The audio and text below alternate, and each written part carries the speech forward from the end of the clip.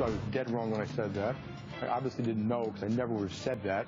And one of the reasons it became public was because we wanted to say, you know what, we told you something was completely wrong a mere 4 weeks ago. And we took a $2 billion loss, and we made it clear it could get worse before it gets better. That was Jamie Dimon on NBC's Meet the Press this weekend. And while Dimon admits that he was dead wrong, you just heard him say it there, my next guest says he should resign in disgrace.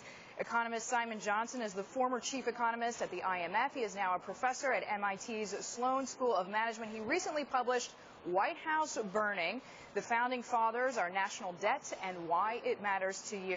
Simon, thanks so much for joining us this morning. I know you've said that any other CEO in any other company would resign given the same situation. Is your argument that the buck stops with Jamie Dimon and that's why he should? Yes, absolutely. It's a question of responsibility. Of course, Jamie Dimon stands for, or has said in the past that he stands for, the best risk management available. These are his systems that failed. These are his key lieutenants who are apparently going to be fired this week, according to news reports.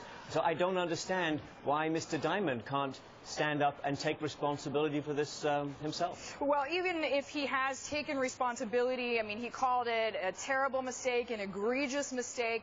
And this, in theory, Simon, this position, this $2 billion loss, was a result of hedging activity, was a result of risk management.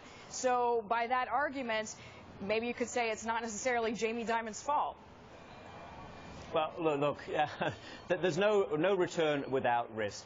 And hedging, as we may like to call it, it involves risk. You can't perfectly hedge away the dangers of, for example, the European situation right now. It's delusional to think that you can. So the question is, at what level did the JP Morgan system fail? At the level of individual people and their decisions, or at the level of a much broader collective delusion at the level of the top executives and perhaps even in the board and the risk committee of the board? All these questions need to be asked. All these questions need to be asked. What about the larger question of regulation, where this kind of thing can still happen even post-financial crisis? Well, here's the big problem for JP Morgan and its shareholders. Jamie Dimon has been on the warpath against regulation, making all kinds of extreme claims about the damage that those regulations would do to his and other banks. Right now, his credit in Washington is at zero. I don't think that when he appears before regulators, either in public or in private, he's going to get a lot of traction. Now, if you're a shareholder in JP Morgan, it's a too-big-to-fail bank. It continues to operate and make profits because of the backing of the taxpayer and the Federal Reserve. You need somebody at the top of JP Morgan who has some credibility with the people who provide these enormous government subsidies. I don't think Jamie Dimon is that person anymore.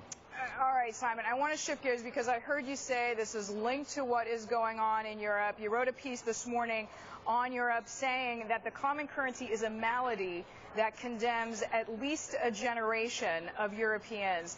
What are the chances, in your view, that Greece leaves the Union, and should it? Well, the odds are unfortunately that Greece is absolutely on its way out. It can be avoided, but it's going to be difficult. It would take some acts of incredible leadership and vision at the European level, and we haven't seen that in 5 years. So it's not just about Greece, though, of course. It's about the spreading of these problems around the Eurozone, and it's about the deeper structure of the Eurozone. This is going to be a major problem for sovereign debt. There's a major problem for bank debt, and a major problem for our banks because they don't have enough capital and they haven't been careful enough with their risk management. Simon, we thank you as always. Economist Simon Johnson, now with MIT's Sloan School. Coming up next on